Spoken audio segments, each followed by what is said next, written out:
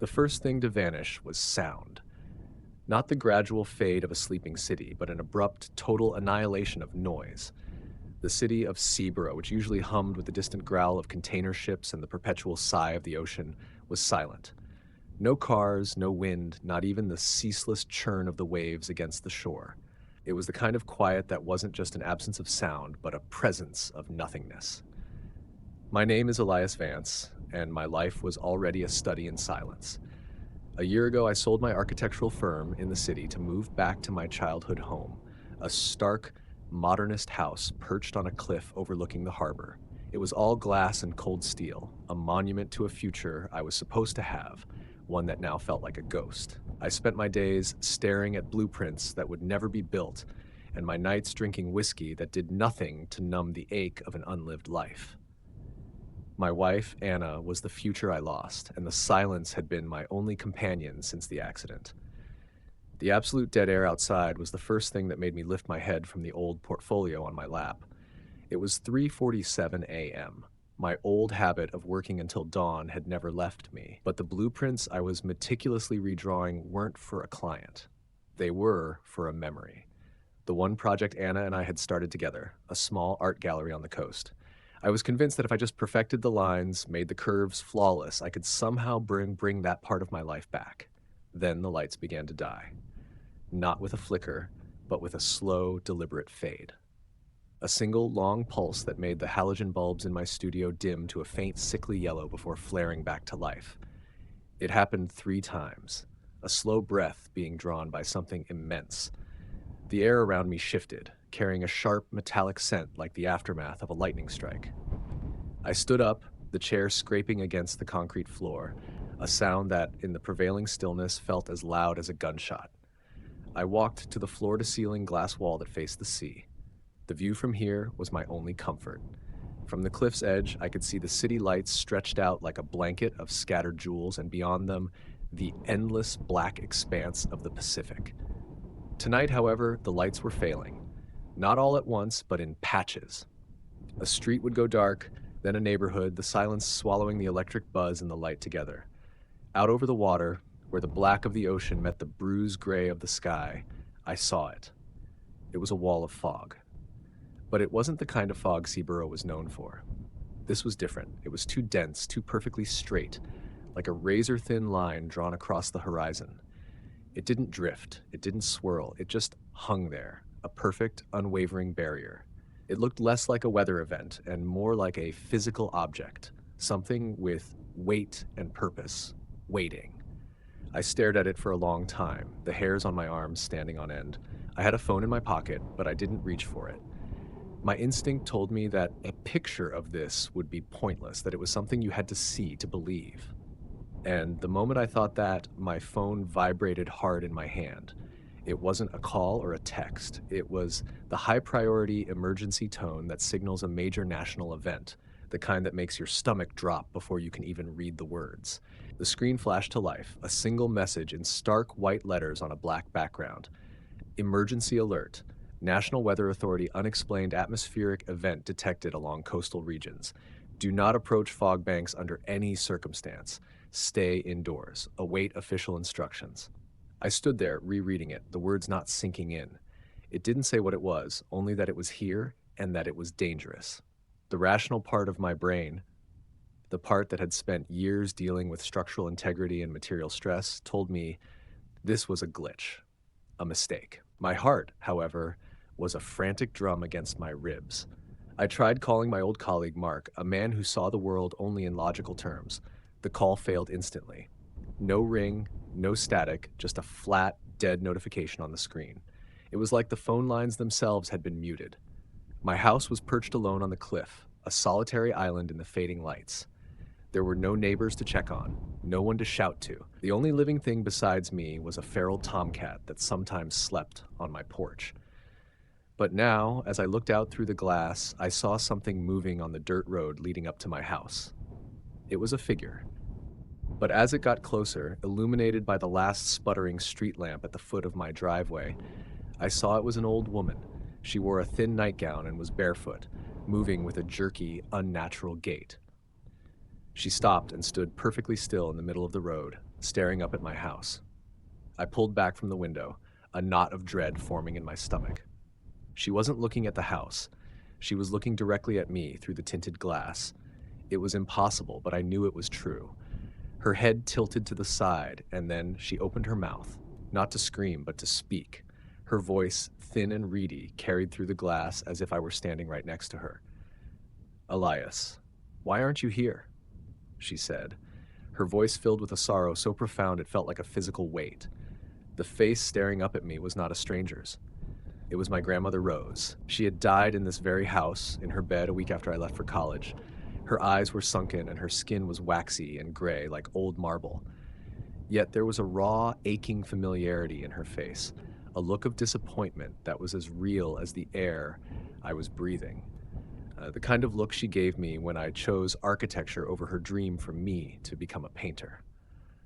I stumbled back from the window, heart pounding against my ribs. I knew with an absolute, gut-wrenching certainty that this was not my grandmother. It was a projection, a lie, and it was using my most painful regret to reach me. I slammed a hand against the wall, willing the memory, the image, to leave me. But the voice came again, softer this time, a gentle entreaty that felt 1,000 times more dangerous than a scream.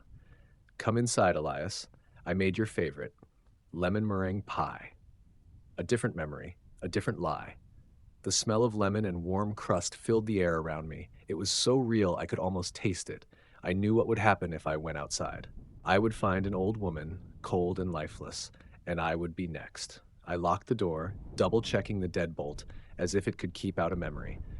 My hands were trembling as I sank to the floor, my back against the wall, trying to control my breathing.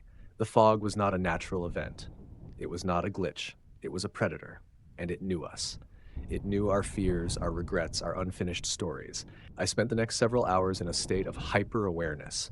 Every creak of the house, every flicker of the remaining lights, sending a jolt of panic through me.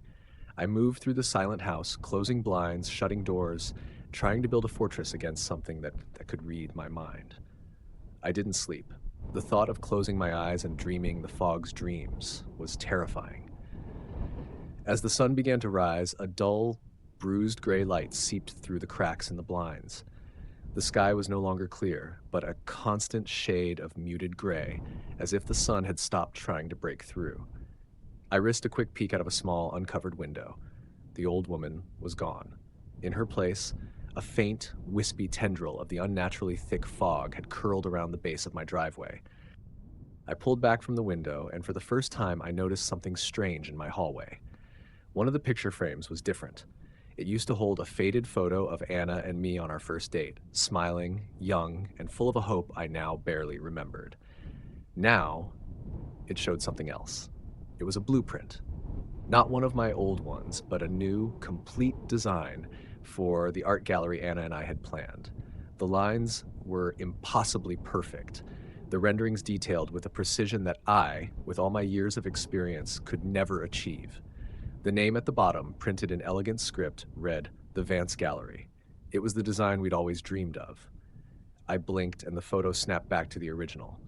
But the image of the blueprint remained burned into my mind.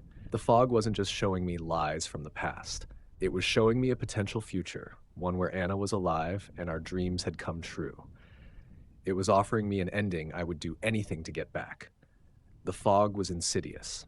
It didn't just show you what you missed. It showed you a version of reality where you never had to suffer in the first place. I walked to the kitchen and made coffee, the mundane action grounding me. As the machine sputtered and groaned to life, I felt a new sense of purpose. The fog wanted to sell me a lie. I had to figure out what it was. I pulled out one of the old notebooks I used to sketch in and began writing. Not a story, not a list, but a series of questions. 1, what is the fog? 2, how does it know? 3, what does it want? I wrote for a long time, filling pages with theories and observations. The fog was a collective consciousness, feeding on shared grief. The fog was a temporal loop, rewriting our pasts to make us more pliable. I dismissed each one as soon as I wrote it. There was no logic to this, no rule book. I was alone, and I was being targeted. Hours passed. The sky remained gray. The house remained silent. Then a voice. It didn't come from outside. It came from the kitchen vent. A whisper so faint it was almost a thought.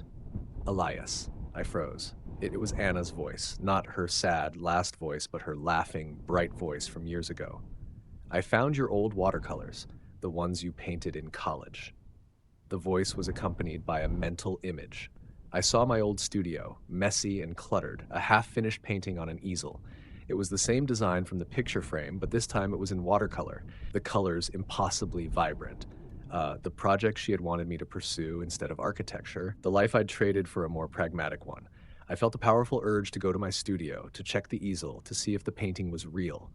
It was a trap, I knew it, but the lure was so potent, so deeply personal. I closed my eyes and whispered her name. Anna. The voice in the vent was silent. I sat there in the quiet kitchen, the coffee now cold in the mug, and realized that my biggest weakness was not my past, but my unending grief. The fog didn't just target what you missed. It targeted the hollow places inside you. The second wave of emergency alerts came through on my phone. Not a new message, but the same one, word for word, repeated over and over. It was a confirmation. The system hadn't updated. The world outside was just as lost as I was. I knew I couldn't stay here. The house was too full of ghosts, too full of the memories that the fog could easily twist and use against me. I needed to move. I needed to find someone else, someone who was also seeing things. Because if I was truly alone, I would be lost to the fog. I packed a small bag. Water, some canned food, a multi-tool, a powerful flashlight. I needed to get to the city center, to my old firm. My old office had a secure basement reinforced with concrete. It was built to survive earthquakes. Maybe it could survive this. As I put on my coat, my phone buzzed again. This time, it was a text from an unknown number. Just a few words. It can't read you if you don't think in straight lines. It was a strange message, almost like a riddle. It was too specific to be a coincidence. I looked at the phone, then back at the window. The fog had moved closer, a gray wave lapping at the edge of my lawn. It was a wall, a barricade, and it was waiting for me to walk right into it. I made my decision. I wasn't going to wait. I was going to move. But I wouldn't be walking in a straight line. I had to think like the fog. I had to create a new story, a confusing one with no clear path or end. I had to become an unfinished thought. The first step was to leave the house, my old empty home, the one where Anna and I were supposed to grow old. I pulled on my boots, my hand on the doorknob. The moment my fingers touched the cold metal, I heard a voice. A new one, young and high-pitched. It was my sister Clara, who was killed in a car crash when she was a teenager.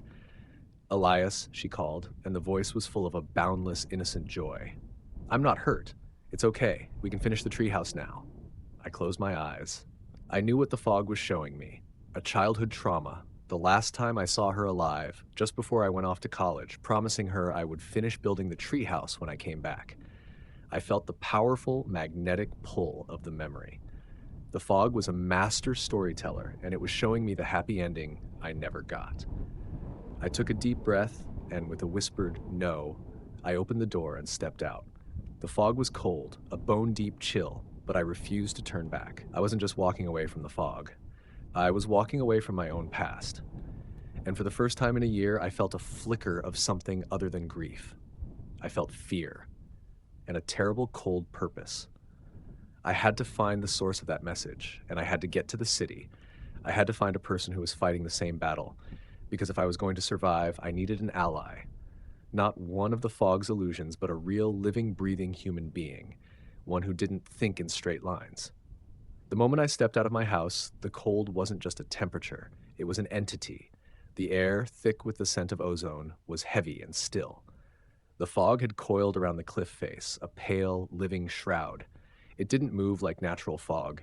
It pulsed with a faint internal light, and I could hear a low, subsonic hum vibrating in my teeth. The silence I had experienced inside was nothing compared to the one that enveloped the world. This was the absence of a universe, a vacuum where the laws of nature had been replaced by something else. I didn't head for the main road. I took the cliff path, a winding, overgrown trail that was a dangerous shortcut down to the coast. It was not a straight line, and the thought that had resonated from the text message echoed in my head. It can't read you if you don't think in straight lines. My journey was a deliberate series of switchbacks. each one a mental and physical departure from a predictable path. As I made my way down, I noticed the illusions. They were everywhere. A familiar voice called out my name from the tree line, a friend I hadn't spoken to in years. I saw my old dog, Buster, wagging his tail, his spectral form beckoning me towards a dark copse.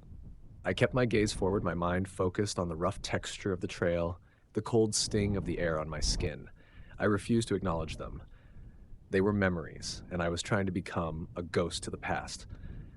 Halfway down the path, I saw a figure huddled on a jagged rock overlooking the sea.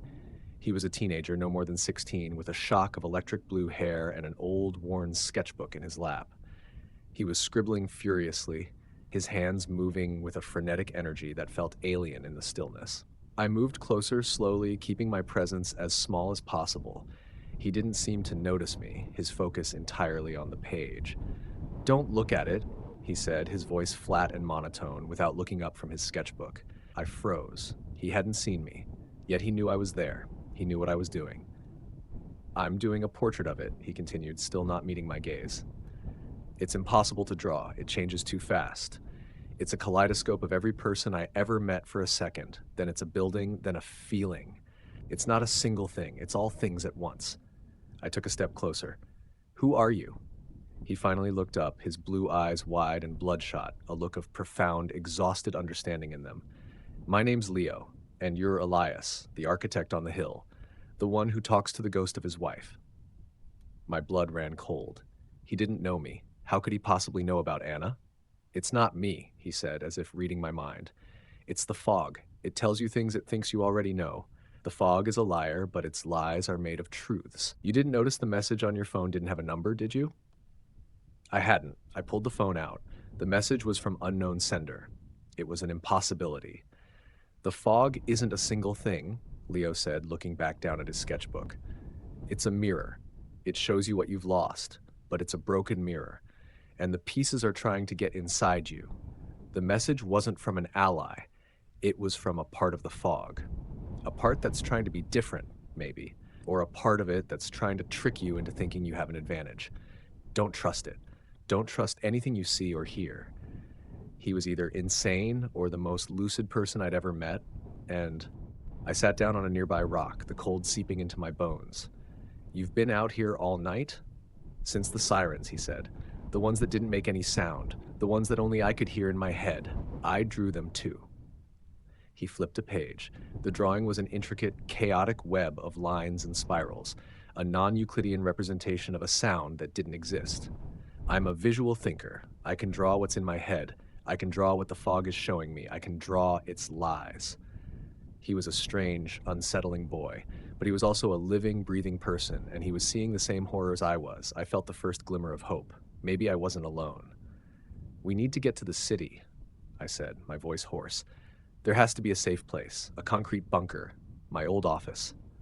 Leo laughed, a dry, humorless sound. "A straight line. The fog loves straight lines. It loves destinations. It's a predator, Elias. You don't run from a predator to a new location. You move in a circle. You confuse it. We need to go back up the hill, not down. We need to go into the residential neighborhood, the maze of back alleys and identical houses." He was right. My plan was simple and therefore predictable. The fog would be waiting for me. I needed a new plan, a more complex one. "Why?" I asked, looking at the city below, a landscape of dead lights and unnatural gray. "Because the fog is a storyteller," he said, turning the pages of his sketchbook. He pointed to a new, chaotic drawing. It was a depiction of my old house, but with the walls twisted and contorted like a melting Salvador Dali painting. "And every story has an ending. The fog wants to write ours. It wants us to walk into its final page. We can't give it one." I stood up. "Let's go." "Where do we find a circle?" He looked at me with a sad, knowing expression. "You're going to have to let go of a lot of things, Elias. You have to let go of the idea of a destination. We're not going anywhere. We're just moving." We began walking back up the path, a slow, deliberate trudge. The fog, which had seemed so impossibly far away, was now swirling at the base of the cliffs. The illusions came at us from all sides. My old dog, his eyes now hollow, his coat matted with grime, followed us at a distance. He didn't bark, just stared at me, a silent reproach in his gaze. "He's a ghost," Leo whispered, not looking. And you're his god. You created him. You're the one that left him here. I fought the powerful urge to turn and look at the dog. It wasn't real. It was a lie, a ghost of a memory. But the memory was real, and the guilt I felt for leaving my aging dog behind to move back to my house was a tangible weight. As we reached the top of the cliff, a loud, piercing shriek echoed through the air. It wasn't human. It was mechanical. We turned and saw a car on the main road, its doors open, its engine running silently. A woman was standing beside it, her hands pressed against her ears.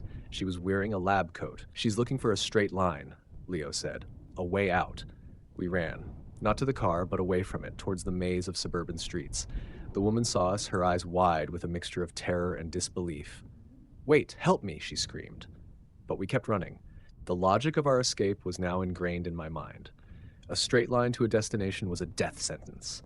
We navigated the labyrinthine streets, passing by houses with open doors and silent TVs, their flickering screens casting an eerie glow onto the empty rooms. The fog was a slow, creeping tide, seeping into the alleys and under the fences. As we moved deeper into the neighborhood, I started to see the signs of its work. A child's bicycle was propped up against a mailbox, but the colors were wrong, subtly shifted to a garish shade of green. A lawn gnome had a human eye instead of a painted one. The details were small, but they were there, and they were a testament to the fog's complete and total control over reality. We heard the clatter of a garbage can lid falling to the pavement and a loud, frustrated grunt. We ducked behind a hedge and peered through the leaves. A tall, broad-shouldered man, an ex-military type by the look of his posture, was standing in the middle of a street, staring up at a house. He had a large hunting rifle slung over his shoulder and a backpack that looked like it was full of gear. He was staring at the house with an expression of pure, unadulterated longing. "My family," he muttered, his voice a low rumble. "I left them. I have to get them. I have to get them out." He walked towards the front door, his hand outstretched, his face a mask of determination. He was walking straight. He was walking to a destination. He was walking into a trap. "He's seeing what he missed," Leo whispered. "He's seeing his family, but they're not there. They're just a lie." I felt a pang of pity for him, but I knew we couldn't help. He was already too far gone. But as we watched, a new figure appeared from the side of the house. It was a little girl, maybe 5 or 6, and she was holding a teddy bear. She looked at the man and smiled. He stopped dead in his tracks, his eyes filling with tears. "Daddy," she said, her voice a sweet, innocent sound. "You came back." I knew with a terrible certainty that she wasn't real. She was a ghost, a creation of the fog. But the man didn't see it. He saw his daughter. He saw the happy ending he had lost. Then a new voice broke the silence, a woman's voice, hard and low. "Don't touch her. She's not real. It's a trap." The woman in the lab coat from the road was standing behind the man, her hand on his shoulder. "I saw you," she said to him, her voice urgent. "I saw your car and I saw this." She pointed at the little girl, and as she did, the girl's form flickered, and for a split second I saw what she really was. A swirling vortex of gray mist, a face with no features, a voice with no body. The man's eyes widened in horror. He stepped back, the illusion of his daughter fading, the memory of her replaced by the terrible reality of the fog. "I'm Dr. Anya Sharma," the woman said, turning her attention to me and Leo, who had just emerged from behind the hedge. "I'm a theoretical physicist, and I have a theory about this fog. It's not a weather phenomenon, it's a quantum anomaly. It's feeding on our memories, on our temporal essence. It's a parasite." I looked at the three of them. The ex-military man with the haunted eyes, the physicist with a wild, desperate logic, and the strange, lucid artist boy. They were my allies, and they were just as broken and lost as I was. "We need to keep moving," Leo said, his voice flat. "They'll be looking for us. It's a game of hide and seek, and we're the prize." The man with the rifle, who introduced himself as Marcus, nodded grimly. "I'm not a fan of running. I prefer to fight." "You can't fight an idea, Marcus," Dr. Sharma said, her voice sharp with a scientist's authority. "You can't shoot a memory. You can only confuse it. You have to be illogical." I had a phone with a strange message. Leo had a sketchbook filled with the fog's lies. Dr. Sharma had a theory. Marcus had a rifle and a lot of repressed trauma. We were a bizarre, mismatched group, bound together by a shared horror. We moved through the silent streets, a new kind of team. I was the architect, the one who saw patterns and structure. Leo was the artist, the one who saw the chaos and the truth in the lies. Anya was the scientist, the one who tried to understand what couldn't be understood. And Marcus was the soldier, the one who just wanted to protect. The fog was still a slow, silent tide, but now it wasn't just my past, it was using against me. It was using the past of everyone I was with. I saw a fleeting image of a younger Anya standing in a lab, a look of excitement on her face. A different image of Marcus in uniform, his face hard and unreadable. The fog was a collective monster, and it was feeding on all of us. We had to keep moving. The fog was a hunter, uh, but we were learning its rules. We were learning to be prey that was just a little too fast, a little too smart, a little too illogical. And we were beginning to realize that the most dangerous thing in the world wasn't what we saw in the fog, it was what we saw in our own minds. I was no longer just Elias the architect. I was no longer a man defined by grief. I was a survivor. And for the first time in a long time, I had a new, more terrifying purpose than just living. I had to outsmart a ghost. I had to build a new life. And I had to do it in a world where the foundations were gone and the past was a weapon. The city was a mausoleum of broken dreams. The streets, once a blur of life and movement, were now a grotesque art exhibit, a testament to the fog's power. We moved in a zigzagging, serpentine line, our steps as unpredictable as our thoughts. The fog was no longer just a slow creep. It was a conscious hunter, its presence a cold pressure in the air, a whisper at the edge of hearing. It was testing us, probing our defenses, trying to find the straight line in our minds.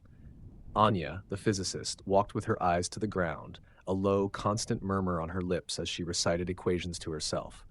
It was a rhythmic, mathematical incantation, a way to occupy her mind so the fog couldn't fill it with the ghosts of her past.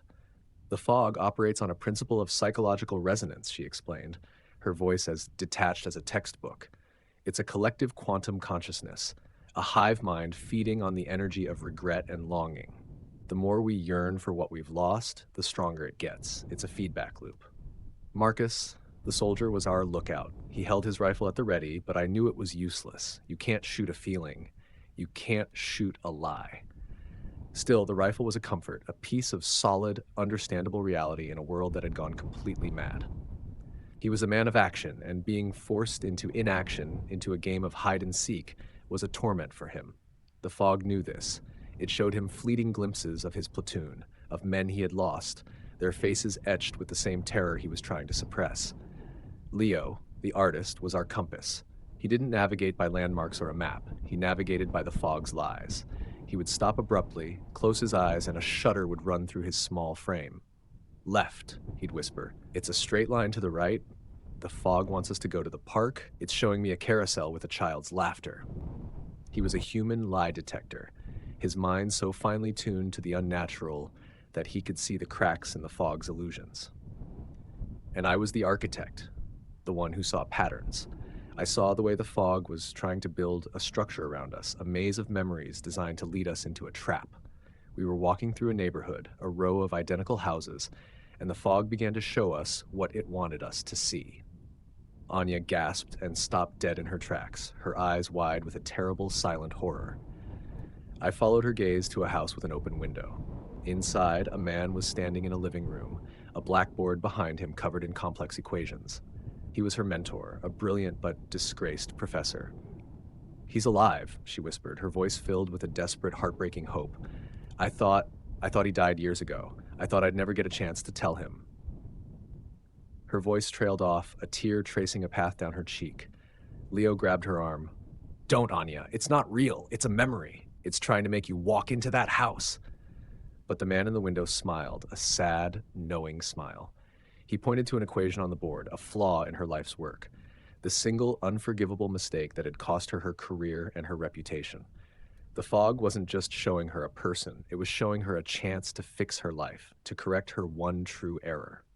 The lure was so powerful, so deeply personal, that her resolve was crumbling.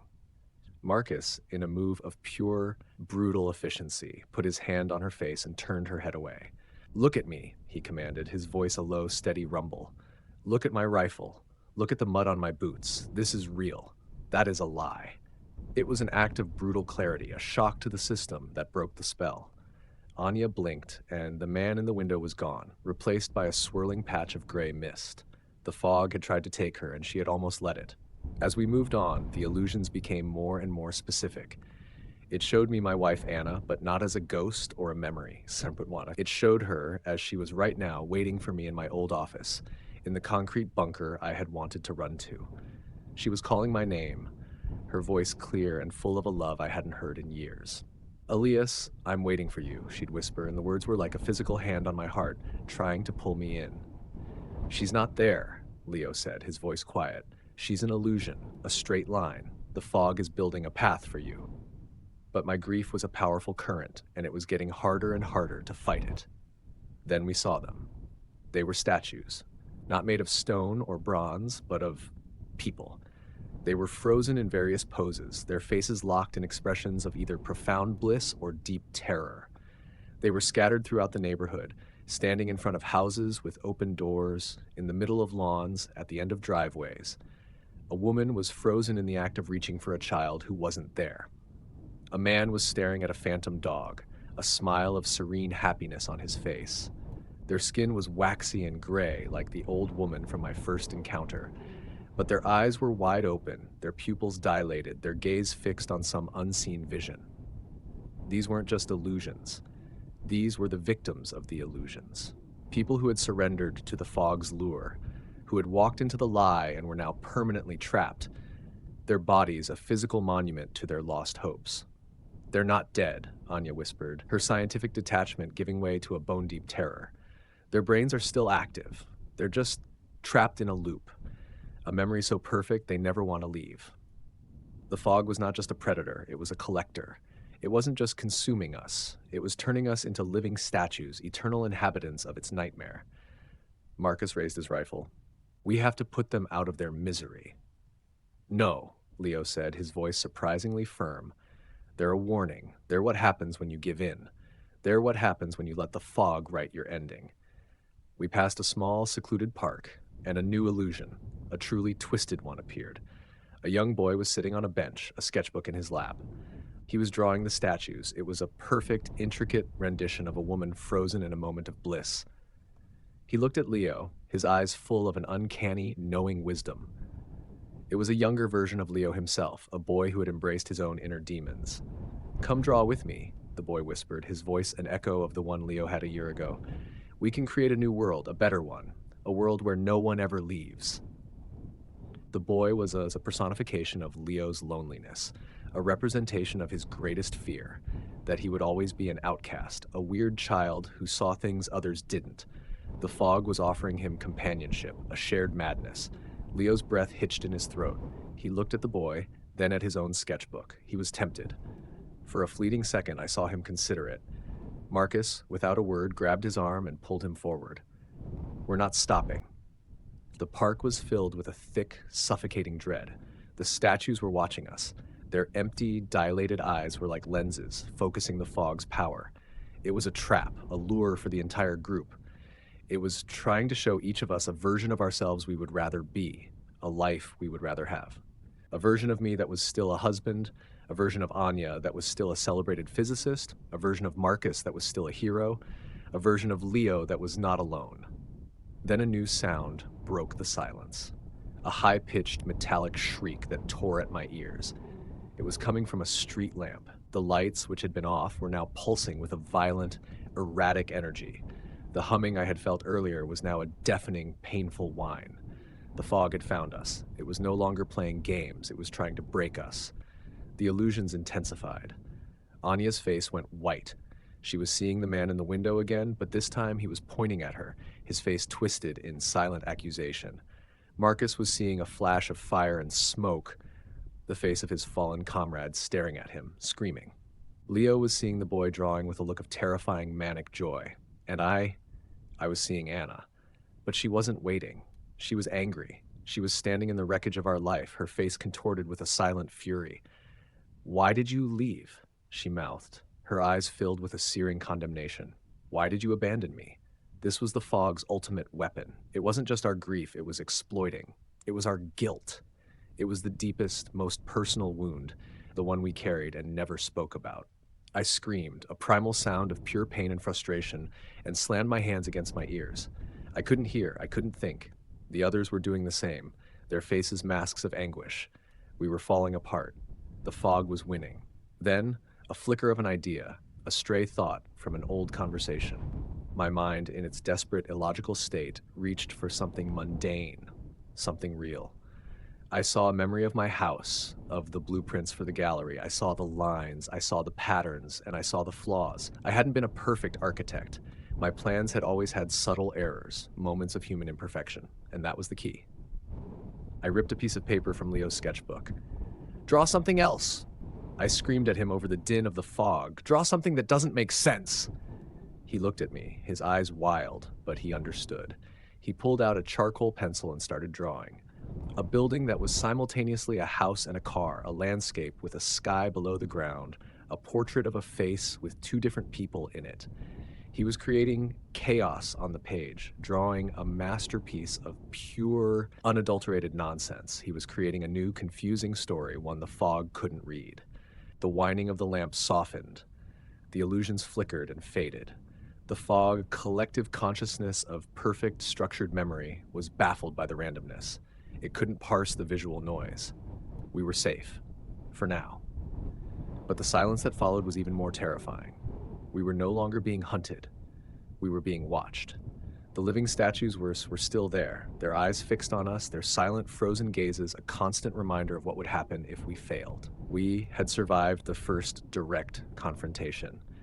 But we were no longer just moving through the fog. We were in a war. And the fog's next move would be even more insidious. It would try to turn us against each other. It would use our collective weaknesses to tear us apart from the inside. I looked at my group. Anya, who had just stared into the face of her greatest failure. Marcus, who had just relived the death of his friends. Leo, who had just seen the lonely boy he had always been. And me, who had just been told by the woman he loved that he was a coward. We were bonded by trauma, but the fog was a master manipulator, and it was just getting started. The silence after the high-pitched whine was worse than the sound itself. It was the silence of a predator that had just seen its prey's defenses. It had a new plan.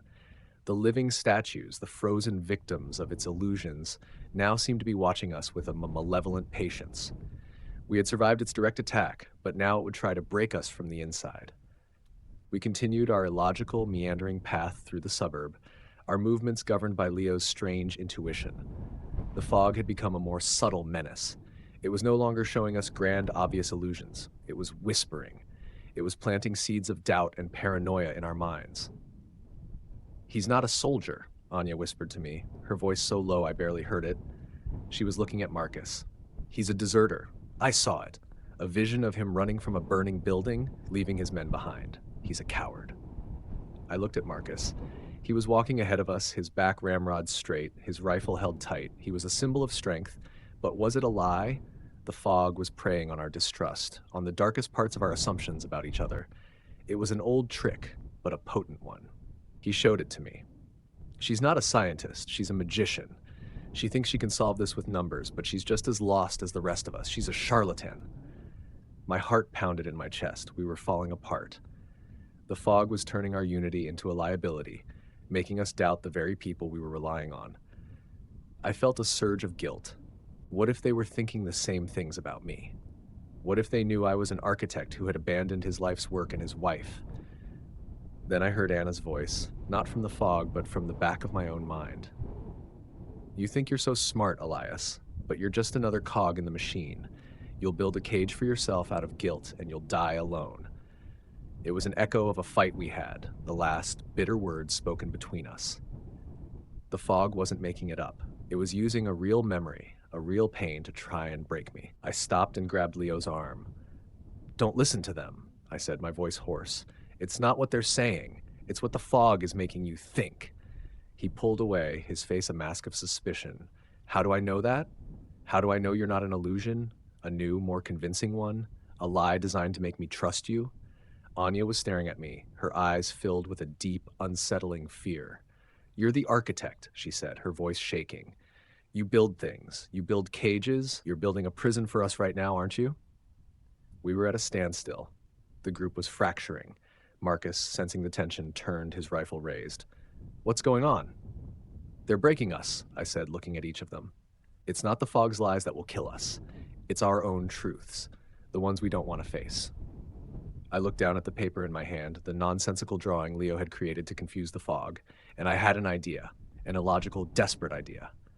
"We have to create a new truth," I said. "We have to become a new story, one the fog can't read." I took a deep breath. "Anya, I need you to tell me a story about a world that doesn't exist, something that breaks all the laws of physics, not an equation, a story." Anya, her eyes still filled with doubt, began to speak. Her voice was hesitant at first, then gained strength. She spoke of a world with a sky full of two moons, one made of water, the other of fire. She spoke of a society that communicated not with words, but with colors and sounds. It was a bizarre, fantastical tale, and it was so different from her usual, rigid scientific world that it felt like a defiance. The tension in the air eased a little. The fog was listening, but it couldn't compute. "Marcus," I said, looking at the hardened soldier, "tell us a story about a great victory, but make it a story with no winner. Tell us about a battle where no one dies, where every man comes back home." Marcus, a man who had only ever known the brutal, linear logic of war, looked at me as if I were insane, but he began to speak, his deep voice narrating a battle that was fought with kindness and wisdom instead of bullets. It was a fairy tale, and his telling of it was clumsy, but the sincerity in his voice was real. "Leo," I said, "draw something for us. Draw us, but draw us as we could never be." Leo, with a trembling hand, began to sketch. He drew me as a man with wings, flying above the chaos. He drew Anya with a third eye that saw into other dimensions. He drew Marcus as a giant made of stone, a shield against all harm. He drew himself as a light, a guiding star in the darkness. The drawings were chaotic, and they were brilliant. We were rewriting ourselves, turning our weaknesses into strengths, our painful pasts into fantastical fictions. We were becoming a new illogical truth. We were confusing the fog. But as we finished our strange ritual, a new vision appeared. It was the last, most powerful lure, a vision of the future. We were in a sun-drenched green valley. The sky was a brilliant, flawless blue. There was no fog. There were no statues. We were at a picnic on a checkered blanket. Anya was laughing, her face serene, talking to her mentor, who was alive and well. Marcus was playing with a small girl who looked just like his daughter, his rifle replaced by a fishing pole. Leo was sitting alone, but he was drawing in his sketchbook with a look of pure, peaceful contentment. He was no longer an outcast. And I was holding Anna's hand. We were sitting together, watching the sun set over a perfect, beautiful ocean. The vision was so real, so impossibly perfect, that I felt a tear slide down my cheek. This wasn't a memory. It was a promise. It was the happy ending the fog had been promising from the start. "It's a trap," Leo said, his voice flat, but even he sounded uncertain. "It's a new memory," Anya whispered, her eyes fixed on the vision. "It's the fog trying to create a new reality for us, a perfect one to lure us in." Marcus lowered his rifle, a look of profound, exhausted relief on his face. "I'm tired," he said, his voice barely a whisper. I want it to be real." This was the final test. The fog wasn't attacking, it was inviting. It was offering us a way out of the madness, a chance to be whole again. But I knew, with a bone-deep certainty, that it was a lie. It was a loop. We would be trapped in that perfect moment forever, our bodies another set of living statues, our minds consumed by a blissful, eternal illusion. I thought of the blueprints for the gallery, the ones the fog had shown me, flawless and perfect. I had rejected them because they were a lie, a perfect lie. Life wasn't perfect. Life was flawed, it was messy, and it was real. I looked at Anna's face in the vision, a vision that looked so much like her yet was not her. She was a perfect creation, a ghost in the machine, and the real Anna, the real memory of her, was flawed and human and beautiful in her imperfection. That was the Anna I wanted to remember, not this perfect, lifeless version. I closed my eyes, and with all the strength I had left, I screamed. It wasn't a scream of terror. It was a scream of defiance. "No," I roared. "It's not real. It's a lie. It's all a lie." My scream was a discordant note, a single human voice in a symphony of silence. It ripped through the vision. The sun-drenched valley flickered, the colors faded, the faces of our loved ones twisted into grotesque masks of gray mist. The vision was shattering. When I opened my eyes, the world was gray again. The statues were still there, and the fog was a thick, breathing wall of malevolent gray. We had won, for a moment. But as the vision faded, I felt something new, a new feeling. It wasn't fear or grief or guilt. It was an empty, a feeling of profound nothingness, as if a part of my mind had been ripped out. Anya sank to the ground, her body trembling. "It took it," she said, her voice filled with a strange, numb awe. "When we rejected the perfect memory, it took the original. It consumed it. It's a new kind of a parasite. It takes the emotional energy, the essence of the memory, and it leaves the empty husk behind." The fog wasn't just a hunter. It was a harvester. It wasn't trying to kill us, it was trying to consume our souls.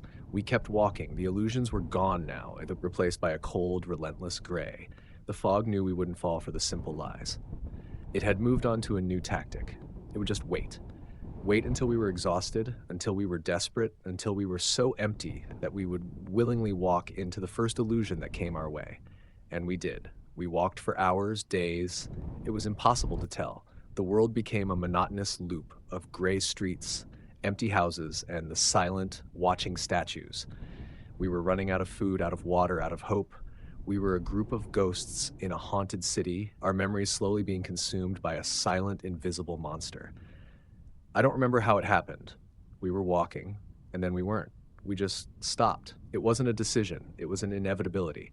We found ourselves in a small, empty field, surrounded by an unnatural silence, and then a sound, the distant, clear sound of a helicopter. We looked up, and through a crack in the gray sky, we saw it. A white helicopter, a symbol of hope and rescue.